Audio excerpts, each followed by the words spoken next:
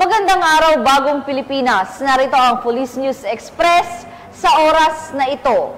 Mahigpit na seguridad ang ipinatupad ng mga kasurog cops sa isinagawang pamamahagi ng food packs sa mga lugar na naapektuhan ng matinding pagbaha na dulot ng Bagyong Christine kamakailan sa naturang rehiyon.